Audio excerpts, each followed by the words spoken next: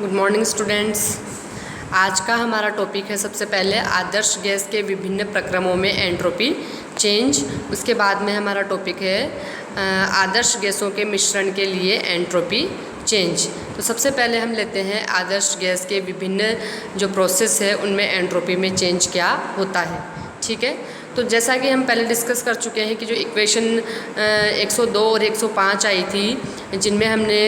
क्रमशः टेम्परेचर और volume variables लेके और टेम्परेचर और प्रेशर वेरिएबल्स लेकर के आदर्श गैसों के लिए एंट्रोपी चेंज की कैलकुलेशन की थी।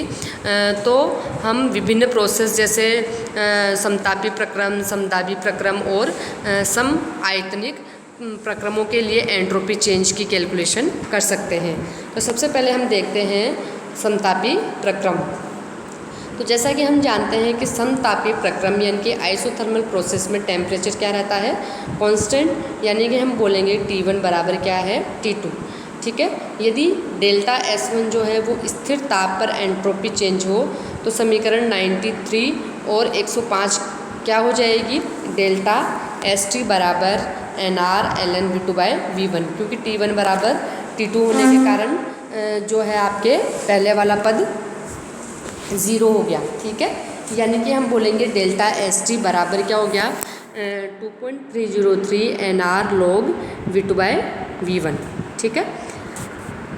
यानी कि जो आपके समीकरण 105 हुई वो क्या रह गई, क्योंकि पहले वाला पद इसमें भी क्या हो गया 0। तो डेल्टा ST जहाँ T जो है वो आइसोथर्मल प्रोसेस को बता रहा है या एट द कांस्टेंट टेम्परेचर को बता रहा है, माइनस NR ln P2/P1, या हम कह सकते हैं कि डेल्टा ST बराबर हो गया आपके 2.303 NR log P1/P2 या माइनस 2.303 NR log P2/P1। ठीक है, यानी कि गैस के प्रसार में, क्योंकि हम जानते हैं कि गैस के प्रसार में जो फाइनल वॉल्यूम होगा V2 वो हमेशा इनिशियल वॉल्यूम V1 से क्या होता है, ज़्यादा होता है। या हम कह सकते हैं कि जो आपके प्रसार में जो है इनिशियल प्रेशर P1 का मान क्या होगा, ज़्यादा होगा और फाइनल प्रेशर P2 क्या होगा, कम। ठीक है, यानी कि एंट्रोपी चेंज क्या होगा, धनात्मक होता है गैस के प्रसार में, जबकि कंप्रेशन में क्या होता है, जो एंट्रोपी चेंज होता है वो ऋणात्मक होता है, क्योंकि कंप्रेशन में जो फाइनल वॉल्यूम होता है वो कम होता है और जो फाइनल प्रेशर होता है वो ज़्यादा होता है। ठीक है, यानी कि क्या कंक्लूजन निकला कि समतापी जो प्रसार होता है उसमें हमेशा एंट्रोपी बढ़ती है।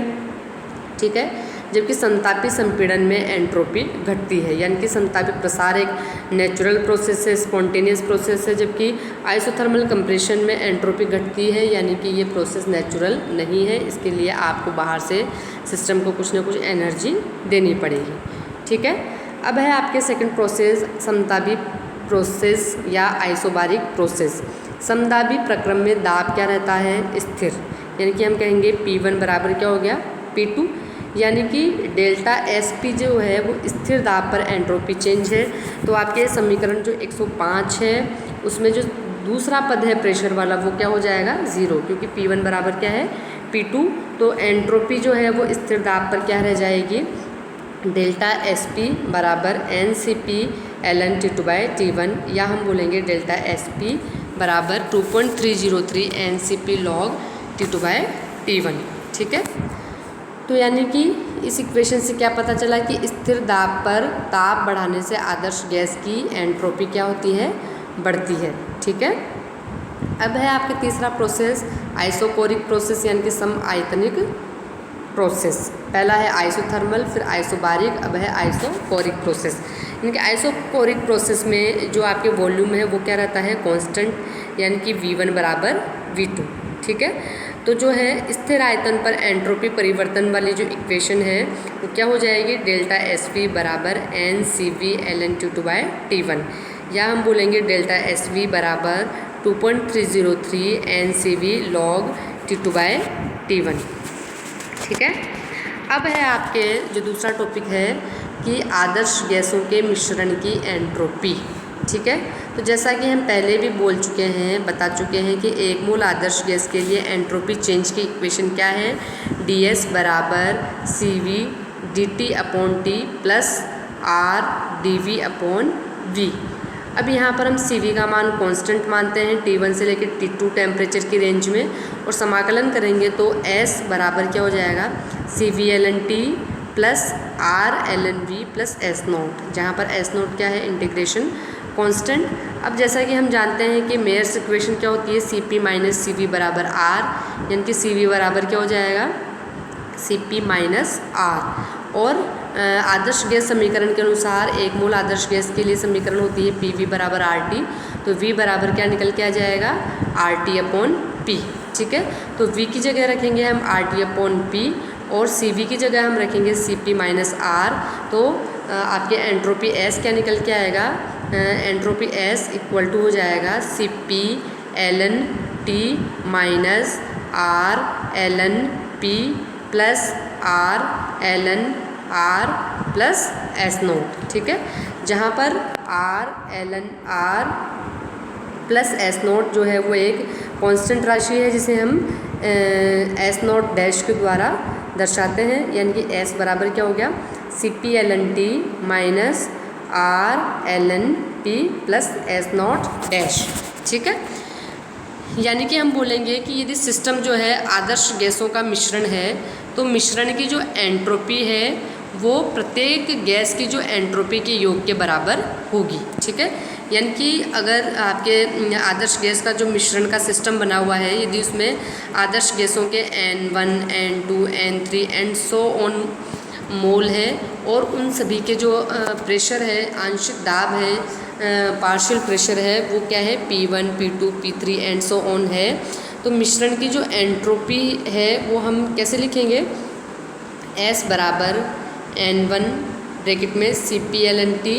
Minus R ln P1 plus S0 plus N2 CP ln T minus R ln P2 plus S0 dash plus N3 CP ln T minus R ln P3 plus S0 dash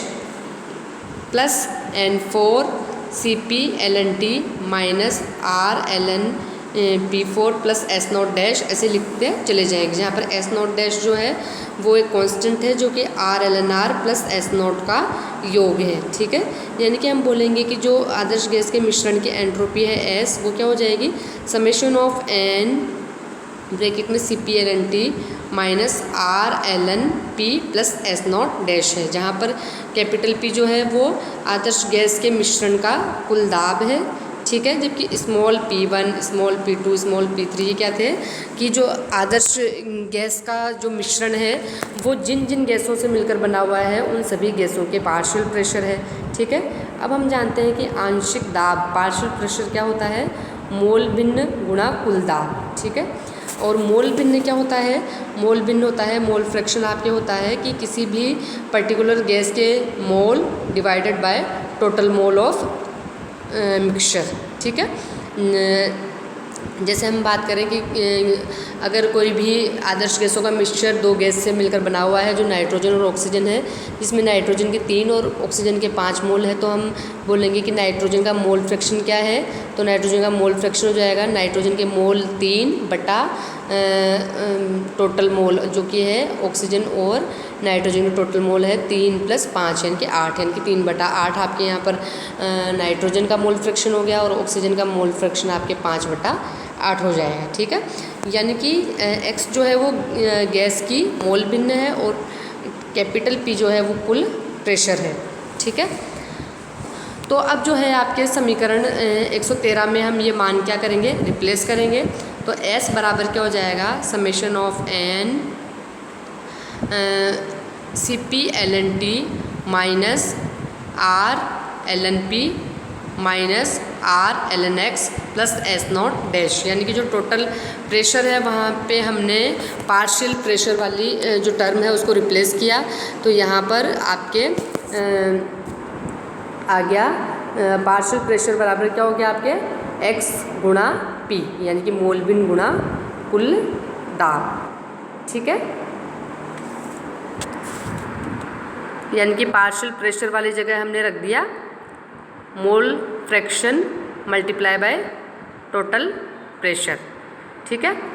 यानी कि जो समीकरण आपके 114 आई वो आदर्श gas के मिश्रण की entropy को यहाँ पे प्रदर्शित करती है, जो क्या है S equal to summation of n bracket में CpLN T minus RLN P minus RLN X plus S naught dash, जहाँ पे S जो है वो आदर्श गैस के मिश्रण की एंट्रोपी है, N जो है वो आदर्श गैस के मिश्रण के कुल मोल है, आपकी T जो है वो एब्सोल्यूट टेम्परेचर है, Cp जो है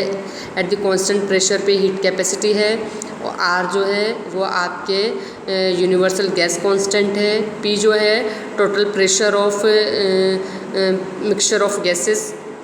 एंड X जो है वो यहाँ पर है mole fraction, and S naught dash यहाँ पे एक कांस्टेंट वैल्यू है। ठीक है, अब है आपके मिश्रित करने में एंट्रोपी में क्या चेंज हुआ। ठीक है, तो यानी कि दाब P पर गैसों के मिश्रण की जो एंट्रोपी है तथा उसी दाब पर प्रत्येक गैस की जो एंट्रोपी के योग का जो डिफरेंस है वही कहलाएगा आपके मिश्रित करने में एंट्रोपी चेंज। यानी कि हम बोलेंगे कि डेल्टा S मिश्रण क्या हुआ कि दाब P पर गैसों के मिश्रण की एंट्रोपी माइनस दाब P पर प्रत्येक गैस की एंट्रोपी का योग, यानी कि डेल्टा S मिक्सचर बराबर क्या हो गया, समेशन ऑफ n ब्रैकेट में CpLN T minus RLN P minus RLN X plus S naught dash minus summation of n bracket में CpLN T minus RLN small p plus S naught dash, यहाँ small p आएगा, जो small p है वो आपके दर्शा रहा है प्रत्येक गैस का आंशिक दाब। ठीक है, अब प्रत्येक गैस के आंशिक दाब का योग करेंगे तो आ जाएगा आपके टोटल प्रेशर ऑफ गैसेस। उस जब हम समेशन करेंगे यहाँ पर तो फिर यहाँ पर सभी गैसों के मोल्स का समेशन किया तो उस हिसाब से आंशिक दाब का भी समेशन होकर के यहाँ पर कैपिटल P आ गया। ठीक है, तो इन दोनों का जब डिफरेंस निकाला हमने, यानी कि मिक्सचर के एंट्रोपी माइनस उसी दाब पर प्रत्येक गैस की एंट्रोपी का योग, तो जो डिफरेंस आएगा वो आपकी आ जाएगी मिक्सचर की एंट्रोपी। तो क्या आया यहाँ पे डिफरेंस, यानी कि डेल्टा S मिक्सिंग बराबर होगी आपके minus R summation of n ln x, यानी कि माइनस R ब्रैकेट में ln x1 गुणा n1 प्लस ln x2 गुणा n2 प्लस ln x3 गुणा n3, यानी कि डेल्टा S मिक्सिंग बराबर क्या हुई minus R summation of ni ln xi, जहाँ पर आपके ni और xi क्या है, किसी भी मिक्सचर में जो आपके अवयवी गैस है, कंपोनेंट्स जो है गैस के वो क्या है, ni तो है उनके मोल्स की संख्या और जो xi है उनकी मोल फ्रैक्शन है। ठीक है, अब हम मानते हैं कि मिक्सचर में कुल मोलों की संख्या क्या है n। ठीक है, यानी कि n बराबर किसी भी पहले गैस के लिए जो है मोल्स की संख्या n1, दूसरी गैस के लिए मोल्स की संख्या n2, तीसरी गैस के लिए मोल्स की संख्या n3, तो इन सबका क्या हो जाएगा, योग हो जाएगा। यानी कि हम बोलेंगे कि मोल फ्रैक्शंस जो होता है सारी गैसों के मोल फ्रैक्शंस का योग क्या होता है, सम होता है 1 के बराबर, यानी कि 1 बराबर n1 upon n plus n2 upon n plus n3 upon n plus n4 upon n ऐसे। ठीक है, यानी कि 1 बराबर हो जाएगा x1 plus x2 plus x3 plus and so on. यानी कि हम बोलेंगे कि एक मोल गैसीय मिश्रण के लिए डेल्टा S मिश्रण का मान हमने निम्न समीकरण से लिख सकते हैं, यानी कि डेल्टा S मिक्सचर बराबर क्या हो जाएगा minus R summation of xi ln xi, यानी कि हम बोलेंगे कि xi का मान हमेशा कैसा होता है, फ्रैक्शन में होता है, यानी कि डेल्टा S मिक्सचर का मान हमेशा क्या होगा, पॉजिटिव में होगा। ठीक है, ओके। यानी कि हम कह सकते हैं कि जब भी 2 या 2 से अधिक आदर्श गैसों को हम मिक्स करते हैं तो मिक्सिंग करने में एंट्रोपी का मान हमेशा बढ़ता है, यानी कि रैंडमनेस बढ़ती है, यानी कि जो मिक्सिंग का जो प्रोसेस है वो स्पॉन्टेनियस है, नेचुरल प्रोसेस है। ठीक है, और इस डेल्टा S मिक्सिंग का मान क्या होता है minus R summation of xi ln xi। ठीक है, यानी कि जहाँ पर xi जो है मोल फ्रैक्शन है, ठीक है, और मोल फ्रैक्शन को हम जो है किसी भी अवयवी गैस के मोल में कुल मोलों का भाग दे करके निकाल सकते हैं, ठीक है। और डेल्टा एस मिक्सिंग को कैसे निकाला जाता है कि जब भी दो या दो से अधिक आदर्श गैसों को मिक्स कर दिया जाता है तो जो मिश्रण की एंट्रोपी निकल के आती है उसमें से हम प्रत्येक गैस के जो एंट्रोपी का योग है उसी प्रेशर पर उनका योग करके हम मिश्रण की एंट्रोपी में से घटा देते हैं, तो जो है मिश्रण की मिक्सिंग करने में जो एंट्रोपी है वो प्राप्त हो जाती है। ओके।